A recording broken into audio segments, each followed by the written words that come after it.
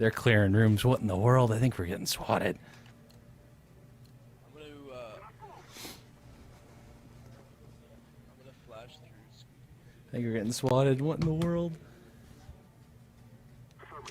Put your hands up! Put your hands up!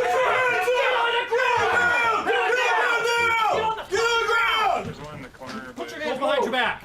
Hands on your back! Put your hands on your back. Do it now. Don't you fucking move. Jordan Mathewson, known by his internet name Kudra, was playing around with CSGO live on the internet when he was swatted. Swatted in this context is the action or practice of making a prank call to emergency services in an attempt to bring about the dispatch of a large number of armed police officers to a particular address. SWAT stands for Special Weapons and Tactics, based off the high-end equipment, weapons, and ways of dealing with situations given to those in SWAT teams. Swatting can be good, such as when a Dallas SWAT team used explosives to save a gas station clerk being held at knife point, but SWAT teams are a controversial topic at best, and some situations haven't gone as so well. Also developing right now, after 9 years, the city of Detroit has agreed to pay out more than $8 million to the family of 7-year-old Ayanna Stanley Jones. The killing of Ayanna Jones is a perfect yet horrifying example of SWAT teams doing horrible things. During a raid in her apartment building, she was shot by accident and died on the spot. She was only 7 years old.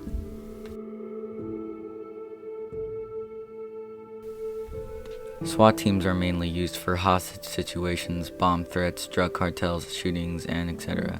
They were even used during the war on drugs and in Iraq. SWAT teams are both powerful and chaotic, which is most likely the reason that people being toxic or angry during games would go as far as to put someone's life in danger for the sake of no one but their own ego, using the power of a single phone call.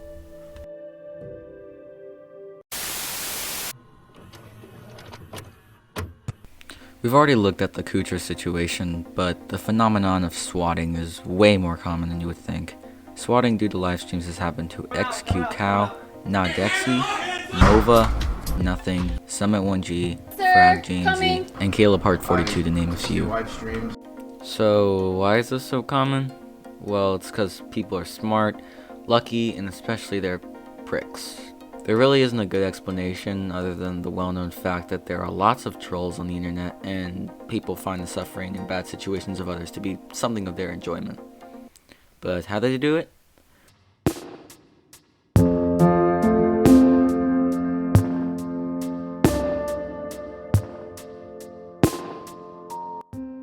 Sometimes streamers can accidentally leak, or a hacker can find their IP address through personal info such as Skype or other ways. This already gives the person a rough estimate of where the streamer lives.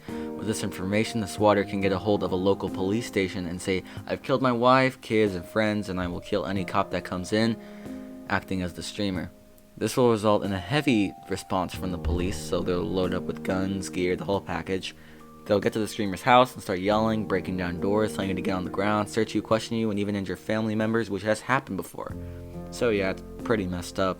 Thankfully, most of these have not ended in deaths, but there is a main exception.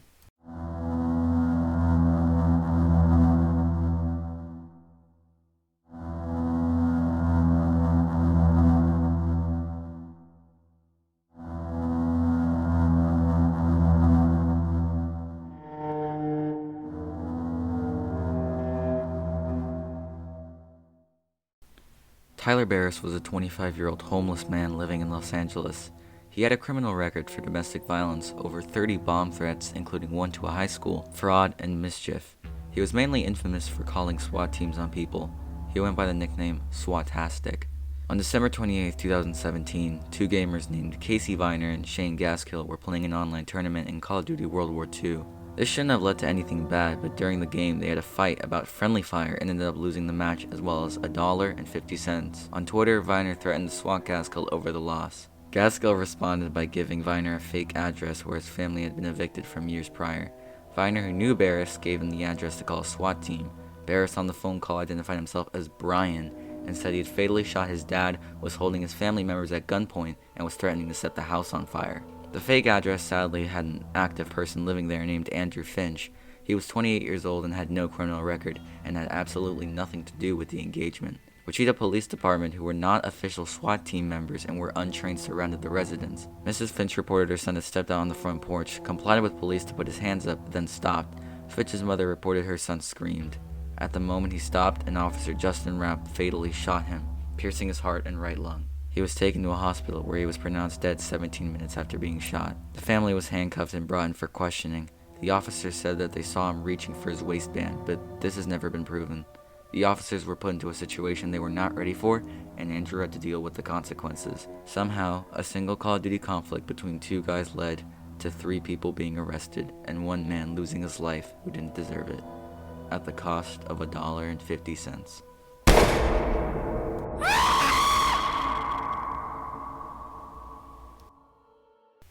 I think a lot can be learned from this story, but overall it's a story of failure, sadness, unfairness, and outright evil. Swatting is an awful medium and doesn't seem to have a logical solution. All we can do is hope that this never happens again. I know that I didn't have to go this far to prove that this is bad, but the disgusting nature of this practice is just the internet going too far. It's disgusting, it's immoral, and it hurts people. All because of the internet.